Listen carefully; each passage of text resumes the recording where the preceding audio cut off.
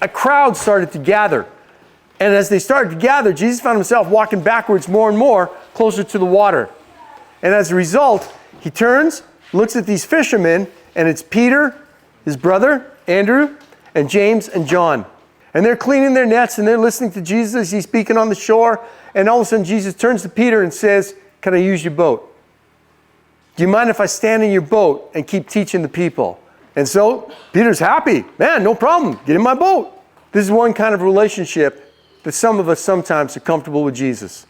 In other words, we just like the idea that he's there, but we're not really involved.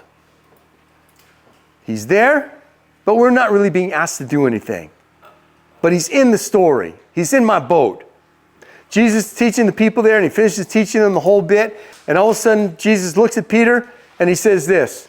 He says, "Let's go fishing."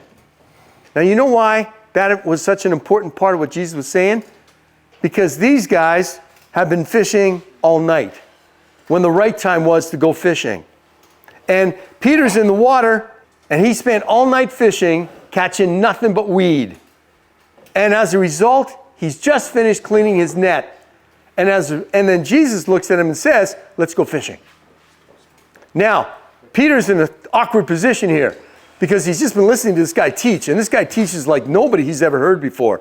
I mean, he's telling things that are just so powerful and true. And he's looking at that and thinking to himself, hey, this guy's got something that I've never seen in anybody else. And he's looking at Jesus. He says, "We fished all night," trying to tell him. That was the time to go fishing, was at night. "But we caught nothing." Our best efforts in doing what we do at the best time, at the best possible moment, using the best material, doing everything right, and we caught not one fish. But the truth is, Jesus, you know nothing about fishing. You know nothing about my story. You know nothing about what's going on in my life. You know nothing about when I'm disappointed, when things fail. You know nothing about what's really happening inside of me. So please, like your idea, but the truth is you know nothing about it. And he says, "Okay, because you ask, let's go." And he looks at his brother, Andrew, and Andrew's sitting there probably shaking his head, going, "Oh, just clean the nets." So they get in the boat, and they're in there with Jesus.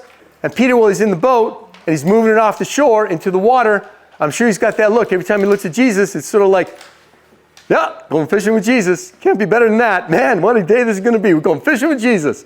And meanwhile, as he turns away, where Jesus ain't looking, he's going, "Oh, man, we're going fishing. We're going to clean the nets again. We're going to have to do all that. Can't believe we have to do all that." Ever been there where you faked it? Ever been there? I've been there. Way too many times. How many of you have been there? How many times have you been there where you faked it because you just needed people to think that everything was all right? They get out there, and it says Peter takes the net, casts it out into the water, and all of a sudden the net sinks, and Peter's just sort of looking at Jesus, still doing that smile thing, but me, all these things like, oh man, and all of a sudden he feels this tug on the net. Now he's been a fisherman all of his life, and he knows what that tug on his net means. And as he's pulling on this thing, he realizes to himself, man, this ain't just a normal catch. This catch seems different than any other time I've ever been fishing. And as they both pull in the net, they realize, oh my goodness, man, this thing is full of fish. They start loading the fish into their boat, and it says their boat began to sink. It had so many fish in it.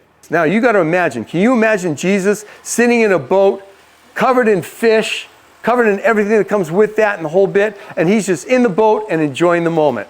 He's looking at Jesus, and he's looking at him, he's thinking to himself, man, but this guy is not just good at this.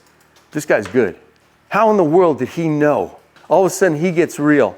He gets real and he gets honest with him. And he looks at him and says, "Jesus, would you go away, please? Would you please leave right now?" And he said, "Because I can promise you this. I know me, and I'm going to disappoint you. I'm going to disappoint you.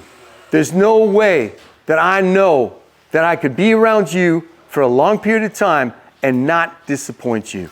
And Jesus looks at Peter and makes this promise. "I ain't leaving. I came because I had to find you, and I found you." And Peter, I want you to be able to know something. I can live your story better than you can. Here's the question I want you to reflect upon.